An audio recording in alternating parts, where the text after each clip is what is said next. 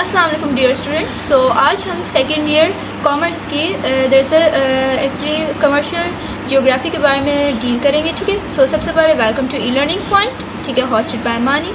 So welcome our channel. So और commercial geography का chapter 1 है, उसमें यानी कि जो कि इंट्रोडक्शन है कमर्शियल जियोग्राफी का, उसमें हम सबसे पहले यानी कि आपके इंट्रोडक्शन कराएंगे, उसके देन फिर हम आपको इसकी इम्पोर्टेंस बताएंगे कमर्शियल जियोग्राफी की, एंड देन उसके ऑब्जेक्टिव्स। ठीक है, so let's start our video. सब देखें, सबसे पहले हम इंट्रोडक्शन की बात करें कमर्शियल जियोग्राफी की।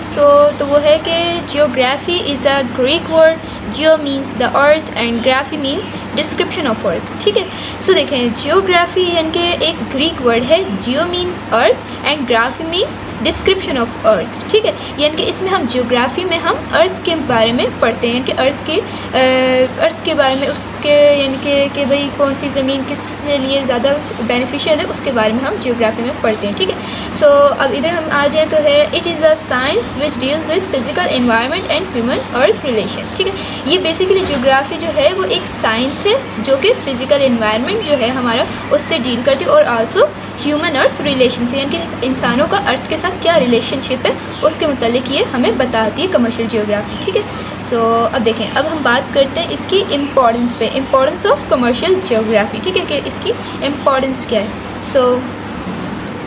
तो ठीक है, So the main purpose of the commercial geography is to study the productions of different regions, their use and trade. So basically इसका पहला पॉइंट वो है कि जो कमर्शियल जियोग्राफी है वो यानी कि प्रोडक्शन ऑफ डिफरेंट रीजन्स, यानी कि उसकी स्टडी को डील करती है कि हम यानी कि किस इलाके में, यानी कि हम कौन सी ज़मीन हमारी ऐसी है जिसमें हम इंडस्ट्रियलाइजेशन कर सकते हैं, कौन सी ज़मीन ऐसी है कि जिसमें हम एग्रीकल्चर यानी कि एग्रीकल्चर के लिए यूज़ कर सकते हैं, और किस यानी कि हम कौन सी चीज़ों को प्रोड्यूस कर सकते हैं, और उनके यानी कि and there uses and trade, और उनके यानी कि जो इस्तेमाल है वो किस तरह होगी उसकी स्टडी को डील करते हैं, और ट्रेड में यानी कि उसका एक्सपोर्ट एंड इम्पोर्ट के बारे में भी हम कमर्शियल जियोग्राफी में डील करते हैं। सो बेसिकली इसका दूसरा पॉइंट है the study of commercial geography gives knowledge about the procedure of many commodities in industries, the raw material required for manufacturing, and the factor of determination and localization of industries and international markets. ठीक है, so study of commercial geography वो हमें also यानी कि हमें इस बारे में भी मालूमात देती है कि जो इंडस्ट्रीज़ हैं उसमें जो हम चीज़ें बना रहे होते हैं वो उसका यानी कि प्रोसेस क्या है, हम किस तरह वो चीज़ें तैयार करें, उनका जो रॉ मटेरियल होगा वो हमें यानी कि क्या क्या हमें चीज़ें रिक्वायर होंगी। जैसे मिसाल लें आप, अगर हम एक सॉप बना रहे हैं, सॉप की इंडस्ट्रीज़ हैं, तो उसमें हम यानी कि अब जिस तरह कोई भी लक्स सॉप ले लें वो हम बना रहे हैं, उसमें अब हमें कौन सी चीज़ें रिक्वायर होंगी, उसके मैन्युफैक्चरिंग के लिए हमें कौन सी कमोडिटीज़ रिक्वायर यानी कि रॉ मटेरियल रिक्वायर होगा उसकी प्रोडक्शन के लिए। ठीक है, और उसके फैक्टर ऑफ प्रोडक्शन, जैसा कि हमने अपने 11th क्लास में भी पढ़ा था इकोनॉमिक्स के सब्जेक्ट में, कि फैक्टर ऑफ प्रोडक्शन जो थे हमारे 4 थे बेसिकली, लैंड, लेबर, कैपिटल और एंटरप्रेन्योर या ऑर्गेनाइजेशन वो जो भी होता है। ठीक है, सो उसके बारे में भी हमें कमर्शियल जियोग्राफी डील करता है। ठीक है, और यानी कि लोकलाइजेशन ऑफ इंडस्ट्री, और ये हमें बताता है कि हम अपनी इंडस्ट्री यानी कि कहाँ किस जगह पर बना सकते हैं, ठीक है, लगा सकते हैं, यानी कि कौन सी जगह हमारी यानी कि इंडस्ट्रियलाइजेशन के लिए सुटेबल है। ठीक है, अब जैसा मिसाल लें कि आप देखते हैं कि जहाँ पे इंडस्ट्रीज़ होती हैं, इंडस्ट्रियलाइजेशन जगह होती है, वहाँ पे पॉपुलेशन बहुत कम होती है, यानी कि वहाँ पे लोग नहीं रहते, क्योंकि जो इंडस्ट्रीज़ होती हैं वहाँ पे जब कारखानों में काम हो रहे होते हैं तो उधर का स्मोक इतना यानी कि ह्यूमन लाइफ के लिए डेंजरस होता है कि वहाँ पे लोग नहीं रह सकते। तो इसके लिए कमर्शियल जियोग्राफी भी हमें बताती है कि हम किस जगह पर यानी कि अपनी इंडस्ट्रीज़ को लगाएं और उनको यानी कि जो हमारी यानी कि नॉर्मल रेजिडेंशियल एरियाज़ हैं उनसे दूर रखें। ठीक है, सो ये हमें इस तरह भी डील करते हैं कि उसकी कमर्शियल जियोग्राफी से हमें इस तरह हेल्प होती है। और इंटरनेशनल मार्केट्स, सो बेसिकली इस तरह है कि जैसे अब हम अपना यानी कि कोई भी चीज़ अपनी कंट्री में बनाते हैं, तो अब बनाएंगे तो उसके यानी कि हमें इसका हमारा मेन उसका एम क्या होगा कि टू अर्न प्रॉफिट। ठीक है, सो उसके लिए हम क्या करेंगे, एक्सपोर्ट करेंगे, और बेसिकली अगर हमारी कंट्री में किसी चीज़ की कमी होती है तो हम क्या करेंगे, इम्पोर्ट कर लेंगे। सो ये जो कमर्शियल जियोग्राफी है वो हमें इंटरनेशनल मार्केट तक भी हमारी रसाई ले जाती है, कि अब जैसे हम सॉप बना रहे हैं, हम उसकी इतनी अच्छी क्वालिटी रखें कि हम उसको दूसरे कंट्रीज़ में भी सेल कर सकें, एक्सपोर्ट कर सकें, और क्या करें, टू अर्न यानी कि हमारा एम क्या हो, टू अर्न फॉरेन एक्सचेंज, ठीक है।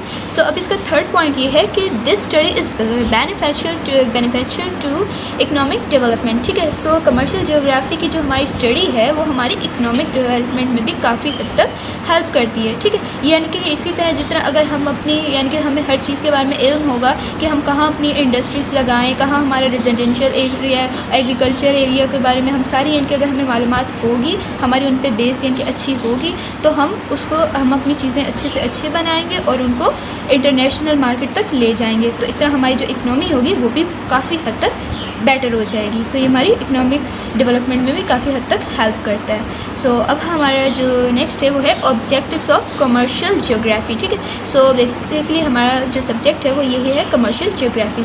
सो कमर्शियल मीन कॉमर्स और ज्योग्राफी में ये ज्योग्राफी आ जाएगा, ठीक है, यानी कि ज़मीन के मुतालिक बात करते हैं। सो कॉमर्स में आ जाएगा लार्ज स्केल ऑफ प्रोडक्शन, ठीक है।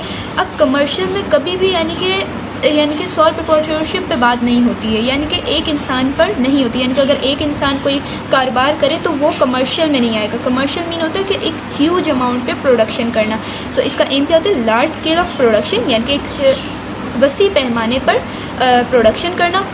उससे और हमारा दूसरा इसका ऑब्जेक्टिव क्या होगा लार्ज स्केल ऑफ प्रोडक्शन का, कि हमारी लीस्ट कॉस्ट ऑफ प्रोडक्शन है। यानी कि हम जो एक अगर मिसाल है, एक हमने शैम्पू की कंपनी, हमने इनके एक इंडस्ट्री है हमारी, तो उसमें हमारी कोशिश ये होगी कि हमारी बहुत लीस्ट कॉस्ट लगे किसकी, प्रोडक्शन की, ठीक है। यानी कि अब जब हम एक लार्ज पैमाने पे चीज़ बना रहे होंगे, हमारी वैसी कॉस्ट बहुत कम लगेगी, ठीक है। और उसका क्या होगा, trade of goods and service to earn profit, यानी कि जब हम अपना शैम्पू बना लेंगे तो उसके बाद हमारा ऑब्जेक्टिव क्या होगा, हमारा ऑब्जेक्टिव ये होगा कि हम अपनी जो हमने चीज़ बनाई होगी उसकी हम ट्रेड करें और हमारा उससे क्या हो, प्रॉफिट अर्न हो, ठीक है।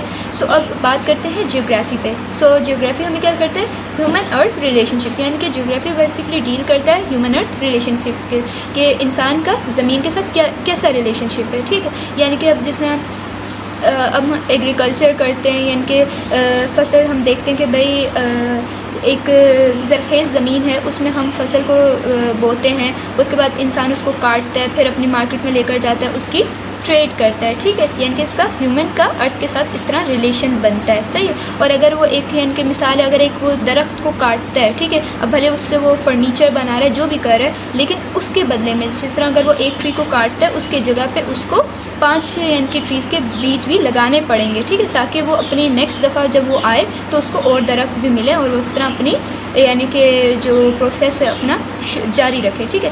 और उसके बाद हमें ज्योग्राफी इस तरह डील करते हैं कि सूटेबल मैन्युफैक्चरिंग मार्केट, हमें ज्योग्राफी बताता है कि जिस तरह हम कोई किसी चीज़ की प्रोडक्शन करते हैं, जिस तरह मिसाल लें, हम एक फ़िश मार्केट यानी कि जाते हैं अपना प्रोडक्ट लेके, हम क्या चीज़ बना रहे हैं, सॉप बना रहे हैं, लेकिन हम उसको ले गए फ़िश मार्केट में, तो क्या उधर फ़िश मार्केट में हमारा कोई सॉप ख़रीदेगा? वहाँ के लोग जो आएंगे वो सिर्फ फ़िश ख़रीदने के लिए आएंगे और उनका एम क्या होगा कि हमने अच्छी फ़िश ख़रीदनी, वहाँ पे सॉप की इतनी प्रोडक्शन नहीं होगी। सो हमें ये बताता है कि कौन सी मार्केट किस चीज़ के लिए सूटेबल है, ठीक है।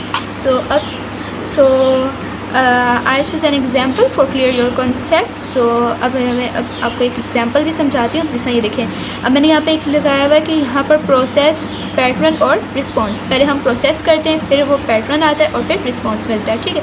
सबसे पहले हम क्या करते हैं, प्रोडक्शन, ठीक है, प्रोडक्शन करते हैं कि अब जैसे मैंने पहले बताया कि भाई किसी भी चीज़ की हम प्रोडक्शन करें, मिसाल है, ठीक है। अब नेक्स्ट उसका हमारा ऑब्जेक्टिव होगा एक्सचेंज, कि हम उसको यानी कि दूसरे एक्सचेंज करें, इंटरनेशनली एक्सचेंज करें या अपनी चीज़ को मार्केट में बेचें, ठीक है। उसके बाद हमारा नेक्स्ट क्या आ जाता है, कंजप्शन यानी कि रिस्पॉन्सेज, यानी कि अब मैंने यानी कि एक चीज़ बनाई है, ठीक है, अब उसकी मैंने अपने मार्केट में जाके वो चीज़ फ़रोख्त कर दी, बेच दी, ठीक है। अब मैंने जब बेची, अब वो जो मैंने जहाँ पर बेची है वहाँ से आगे जो नीडी पीपल्स होंगे, यानी कि use of commodity by human being for his need, यानी कि उसके बाद इंसान जो है वहाँ से जो लोग होते हैं वहाँ से चीज़ें, हमारी जो बनाई हुई चीज़ होती है ख़रीदते हैं, जो नीडी लोग होते हैं वो अपनी वो चीज़ें ख़रीदते हैं।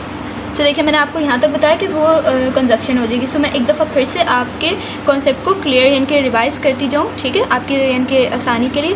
जैसे देखिए हम प्रोडक्शन करते हैं या harvesting, industrial work, services, administration, इनके जैसे हमने सॉप की कोई प्रोडक्शन की है, ठीक है। सो उसके बाद क्या हो, मेरा एम क्या है, एक्सचेंज का, ठीक है, यानी कि transportation, communication, services, wholesale and retail.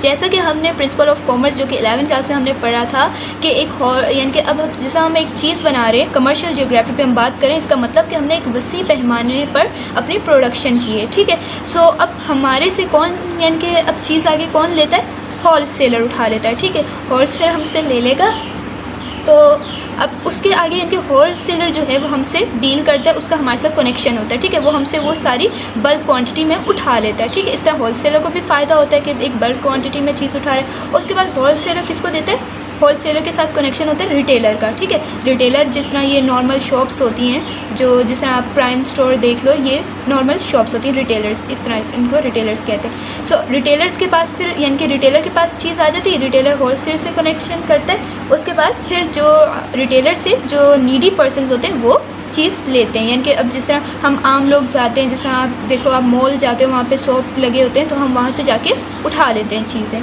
सो ये पूरा एक प्रोसेस मैंने आपको एग्जांपल के तौर पे समझाया है। सो आई होप कि आपका इस तरह इनके कमर्शियल ज्योग्राफी का काफ़ी हद तक कॉन्सेप्ट क्लियर हो चुका होगा, ठीक है। सो हमारा चैप्टर 1 इसी तरह बेसिकली इंट्रोडक्शन पे था। सो मैंने आपको इंट्रोडक्शन के सारे कॉन्सेप्ट आपके क्लियर कर दिए। So thanks for watching, stay tune for more informative and learning video, kindly subscribe and like.